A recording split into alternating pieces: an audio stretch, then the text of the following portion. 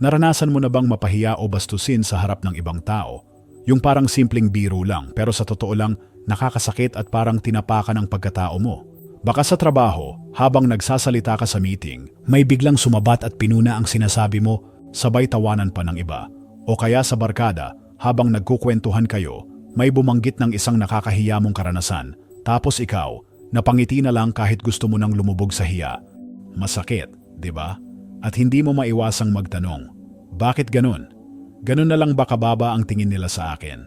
Paano ba ako sasagot ng maayos, nang hindi nagmumukhang mahina, pero hindi rin bastos? Kung naranasan mo na yan, hindi ka nag-iisa. Lahat tayo dumaan na sa ganitong sitwasyon. Pero alam mo ba, may magagawa ka. Hindi mo man kontrolado ang ugali ng ibang tao, kontrolado mo naman kung paano ka tutugon. Dito pumapasok ang tinatawag na Stoic Philosophy, isang sinaunang aral na nagtuturo ng katahimikan, disiplina at dignidad. Sa video na ito, pag-uusapan natin kung paano mo makukuha ang respeto ng iba agad-agad. Hindi mo kailangang maging mayabang, hindi mo kailangang makipag-away. Ang kailangan mo lang ay paninindigan, maayos na kilos, at kontrol sa sarili, mga aral mula sa Stoicism.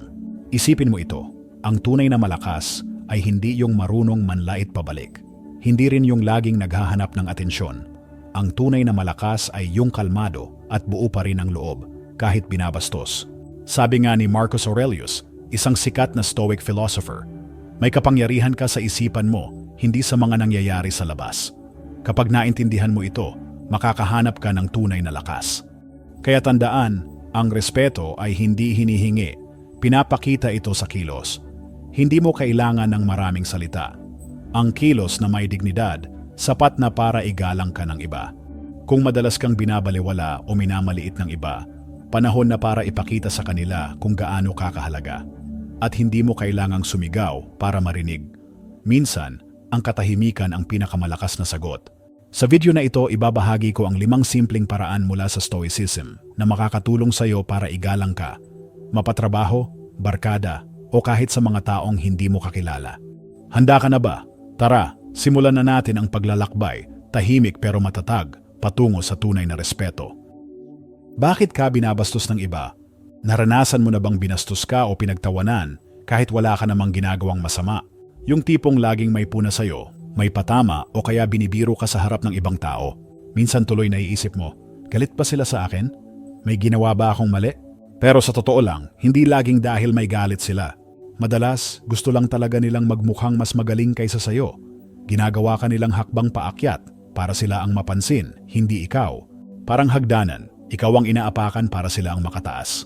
Makikita mo ito kahit saan. Sa trabaho, may kasamahan kang laging pumupuna sa trabaho mo para mapuri siya ng boss.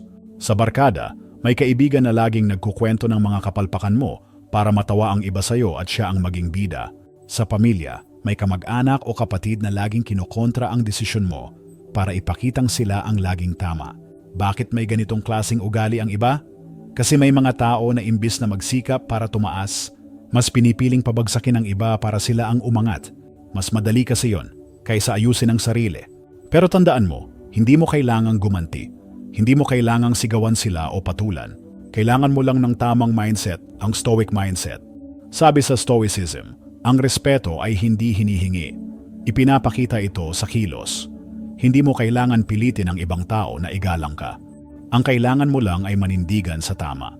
Kung kaya mong manatiling tahimik at kalmado, kahit binabastos ka, hindi ka nagpapadala, at pinipili mong tumayo ng may dangal, doon ka mas lalo nilang igagalang. At higit sa lahat, doon mo rin igagalang ang sarili mo. Tandaan, hindi mo hawak ang ugali ng iba, pero hawak mo kung paano ka tutugon.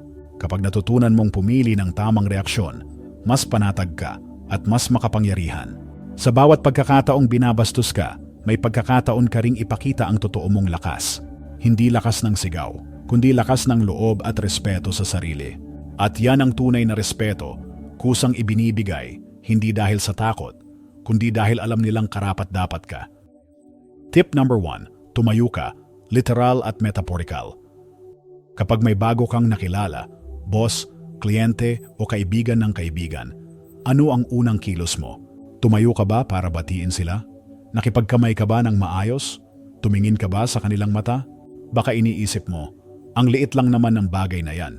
Pero ang totoo, dito pa lang, nabubuo na ang unang tingin ng tao sa'yo. Ang unang kilos mo ay parang unang pahina ng libro. Doon agad huhusgahan kung ikaw ba ay may respeto, tiwala sa sarili, at may paninindigan. Sa Stoic philosophy, mahalaga ang intensyon sa kilos. Hindi lang basta asal, kundi pagpapakita ng respeto sa sarili. Isipin mo ito, nasa isang seminar ka. Maraming tao, may mga boss, empleyado, at negosyante. May isang lalaki na kahit tahimik lang, kitang-kita mo agad ang presence. Kapag may lumalapit sa kanya, tumatayo siya, nakikipagkamay at tumitingin sa mata. Hindi siya maingay, hindi nagpapasikat, pero ramdam mo may respeto siya sa sarili at sa iba. Maging sa simpleng thank you sa waiter, tumatayo pa rin siya at nakikipag-eye contact. Hindi dahil sa arte, kundi dahil disiplinado siya sa kilos. Ngayon, meron din namang isa pa sa seminar, nakaupo lang, laging nakayuko, walang eye contact. Kapag kinakamayan, parang wala lang. Tahimik din, pero parang wala masyadong tiwala sa sarili. Pareho silang hindi sikat, pero anong napansin ng mga tao? Mas lumapit sila sa unang lalaki. Mas nagpakita ng respeto kahit wala pa siyang sinasabi. Bakit? Dahil sa kilos niya. Dito mo makikita ang Stoic principle sa totoong buhay. Ang kilos mo ay refleksyon ng pagkatao mo. Kaya ang simpleng pagtayo, pakikipagkamay at pagtingin sa mata, hindi lang yan basta paggalang sa kausap, kundi pagpapakita na may respeto ka sa sarili mo. Ang mga Stoic, hindi sila nagyayabang, pero maingat sila sa galaw dahil alam nilang ito ang basehan ng tunay na respeto. Anong dapat mong gawin? Simula ngayon sa kahit anong pakikipagkita, sa opisina, tindahan o kahit online call, maging present ka. Kung may dumarating, tumayo. Makipagkamay ng buo, tumingin sa mata. Kahit simple lang ang kilos mo, malaki ang epekto niyan sa tingin ng tao sa'yo. Ipakita mo sa galaw mo na alam mo ang halaga mo. At kapag nakita nila yon, kusang susunod ang respeto kahit wala kang sabihin. Tip number 2, kapag ini-interrupt ka, gamitin ang titig. Habang maayos kang nagsasalita, bigla kang pinutol ng kausap mo. Sumabat siya, binago ang usapan, at hindi mo na natapos ang gusto mong sabihin. Nakakainis, di ba? Ang natural na reaksyon natin, magalit, sumagot ng may tono, magtaray. Pero teka lang, kung gusto mong makakuha ng respeto sa paraan ng isang Stoic, hindi galit ang sagot. Ang mas epektibo, kalmadong titig. Imbes na agad magsalita, tumigil ka. Tumingin sa kanya, tahimik, kalmado, diretso. Wala kang sinabi, wala kang galit sa mukha. Isang tingin lang na parang sinasabi, alam ko ang ginawa mo. At hindi ko kailangan sumigaw para ipakita yon. Alam mo kung bakit malakas ang epekto nito, kasi hindi lahat kayang manatiling tahimik sa ganitong sitwasyon. Karaniwan, kapag napahiya, lumalaban agad. Pero ang taong may kontrol sa sarili, kayang pumili ng katahimikan na may lakas. Halimbawa, isang gabi, kumakain kayo ng pamilya, nagkukwento ka ng nakakatawa, nakikinig ang lahat, masaya ang usapan. Biglang may kamag-anak na sumabat, nagbiro siya na parang gusto kang mapahiya. Hindi ka nagsalita agad, tiningnan mo lang siya, tahimik pero diretso, walang emosyon, walang ngiti, walang inis. Tahimik ang paligid, nararamdaman ng lahat ang tensyon, hanggang sa siya mismo ang nahiya. At pagkatapos ng ilang segundo, ikaw na ulit ang nagsalita. Anyway, gaya ng sinasabi ko kanina, walang gulo, walang sigawan. Pero ikaw ang may hawak ng respeto at atensyon. Anong aral dito? Kapag pinutol ka sa usapan, hindi mo kailangang sigawan o tapatan ng init ng ulo. Gamitin mo ang mata mo, isang simpleng tingin, kalmado pero matatag. Ramdam ng kausap ang paninindigan mo. Pagkatapos noon, ituloy mo lang ang sinasabi mo. Sabihin mo, balik tayo sa pinag-uusapan ko. O, gaya ng sinasabi ko kanina, simple lang, walang drama, pero buo ang dignidad mo. Sa ganitong paraan, natututo ang ibang tao na hindi ka basta pwedeng putulin o bastusin. Hindi dahil takot sila, kundi dahil nararamdaman nilang nirerespeto mo ang sarili mo. Ang taong may Stoic mindset, hindi pala away. Pero hindi rin nagpapalamang, tahimik siya. Pero matatag, at ang titig niya, mas malakas pa sa kahit anong sigaw. Tip number 3, kapag pinagtatawanan ka, tanungin mo ulit. Naranasan mo na bang biru-biruin o pagtawanan sa harap ng ibang tao? Yung tipong sinasabi nilang, joke lang, pero ramdam mong may tama sa'yo? Alam mong hindi nakakatuwa, pero nahihiya kang magsalita. Kung tatawa ka, parang okay lang sa'yo. Kung magagalit ka naman, baka sabihan kang pikon. Kaya minsan, parang wala kang panalo. Pero huwag kang mag-alala. May simple at disenteng paraan para maibalik ang respeto sa sarili mo nang hindi kailangang makipagtalo o makipag-away. Ang sekreto, tanungin mo siya ulit. Kapag may nagbiro ng bastos o nakakahiya tungkol sa'yo sa harap ng iba, huwag kang tumawa. Huwag mo ring sabihing, tama na. Sa halip, tumahimik ka lang, tumingin sa kanya at sabihing, pakiulit nga. Alam mo kung bakit malakas ito? Kasi pag inulit niya ang biro, hindi na ito kasing lakas ng una. Nawawala ang timing, nawawala ang tawa. At kadalasan, napapansin ng mga tao na hindi pala nakakatawa yung sinabi. Halimbawa, isipin mo reunion yun ng dating mga kaklase. Masaya ang lahat. Biglang may isa na nagsabi, naalala nyo ba nung nadapa siya sa stage? Nakakatawa yun. Tawanan ng ilan. Karaniwan, mapapangiti ka rin kahit napahiya ka. Pero sa pagkakataong ito, tumingin ka sa kanya at kalmadong tanungin, pakiulit nga? Biglang tatahimik ang paligid. Siya mismo mapapaisip, tama ba yung sinabi ko? At kung susubukan niyang ulitin, halatang pilit na. Hindi na nakakatawa, makikita ng iba na bastos pala talaga yung biro. Wala kang sinigawan, hindi ka rin nagalit, pero nakuha mo ang respeto dahil kalmado kang tumayo para sa sarili mo.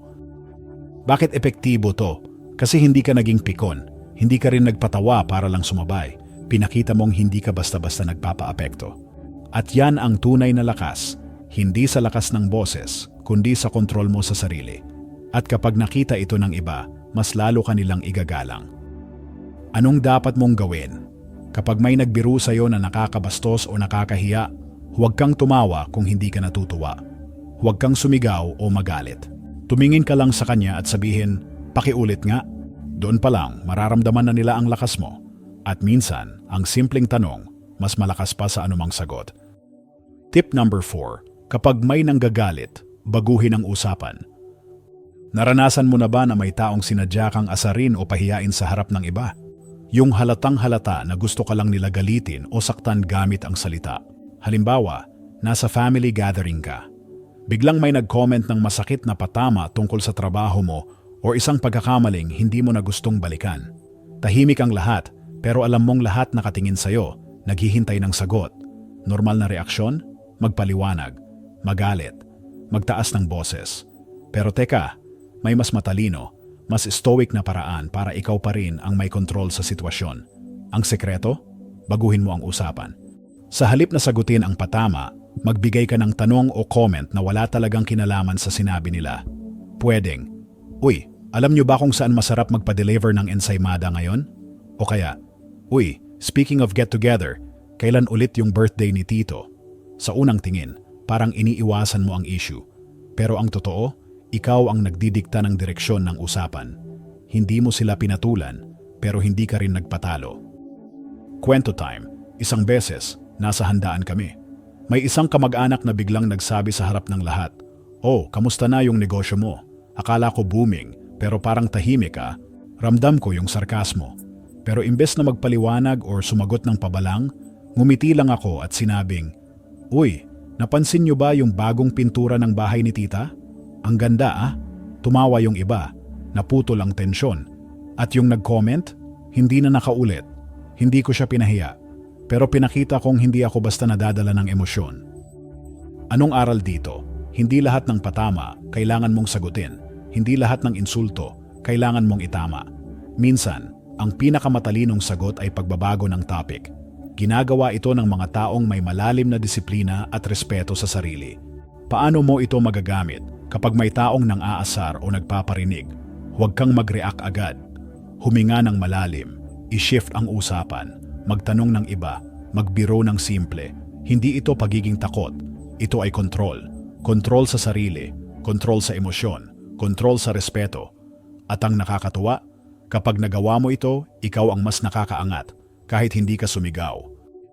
Tip number 5. Kapag paulit-ulit kang binabastos, lumayo ka na lang. May mga sitwasyon sa buhay na kahit anong tiis o pakikisama ang gawin mo, paulit-ulit ka pa ring binabastos, binabalewala o hindi iginagalang.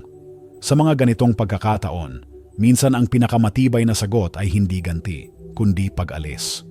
Oo, ang paglayo ay hindi kahinaan. Ito ay pagpili sa sarili mong kapayapaan at dignidad. Kwento, may kaibigan ako si Ana. Napakagaling niya sa trabaho, masipag, maayos kausap, may malasakit sa team, pero sa opisina nila, lagi siyang binabara ng boss niya sa harap ng iba.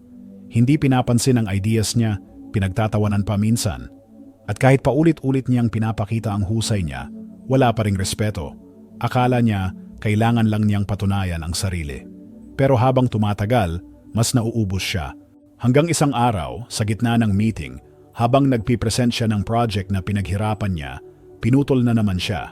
Walang dahilan, walang respeto. Alam mo kung anong ginawa niya. Tahimik niyang isinara ang laptop niya, tumayo, at nagpaalam. Walang sigawan, walang drama, pero kitang-kita ang paninindigan. Kinabukasan, nag-resign siya. At ilang buwan lang, napunta siya sa bagong kumpanya, kung saan mas pinapahalagahan ang mga katulad niyang masipag at may prinsipyo. Hindi siya umalis dahil talunan siya, umalis siya dahil alam niya ang halaga niya. Anong aral dito? Hindi mo kailangang manatili sa lugar na hindi ka nirerespeto. Hindi mo kailangang makipaglaban araw-araw para sa atensyon o pagtingin ng ibang tao. Ang taong may self-respect, marunong lumayo kapag hindi na siya pinahahalagahan. Sabi nga sa Stoic philosophy, wala kang kontrol sa asal ng iba, pero may kontrol ka sa desisyong lumayo para protektahan ang sarili mo. Ang tunay na lakas, hindi laging nasa pananatili. Minsan, nasa katahimikan ng pag-alis. Kailan mo malalaman na panahon na para umalis? Kapag paulit-ulit kang binabastos kahit maayos kang makitungo. Kapag napapabayaan mo na ang sarili mo dahil sa stress at pakikisama. Kapag lahat ng effort mo ay hindi pinapansin o ginagantihan ng panlalait. Kapag naramdaman mong wala ka ng dignidad sa isang lugar, hindi ka mahina kung lalayo ka. Sa totoo lang, mas pinahahalagahan ang taong marunong pumili ng kapayapaan kaysa sa gulo. Tandaan mo ito, hindi mo kailangang sumigaw para pakinggan. Hindi mo kailangang magmakaawa para respetuhin. Minsan, ang simpleng paglalakad palayo ay sapat na para malaman ng iba na hindi ka basta-basta. Ngayong napag-usapan na natin ang 5 makapangyarihang paraan para makuha ang respeto ng iba, isa lang ang gusto kong ipaabot sa iyo. Hindi mo kailangang ipilit ang sarili mo para igalang. Ang respeto ay hindi bunga ng sigawan, yabang o pagmamakaawa. Ito ay resulta ng paninindigan, dignidad at tahimik na tapang. Kapag tumatayo ka para batiin ang kausap, kapag hindi ka nagpapadala sa galit kapag pinutol ka, kapag kaya mong ngumiti kahit sinusubukang sirain ka, kapag binabago mo ang usapan imbes na pumatol, at higit sa lahat, kapag marunong kang lumayo sa mga hindi marunong rumespeto sa'yo, doon nagsisimulang igalang ka. At ang pinakamahalagang respeto, yung nanggagaling sa sarili mo. Kaya simula ngayon, lakaran mo ang mundo na may tahimik na tapang.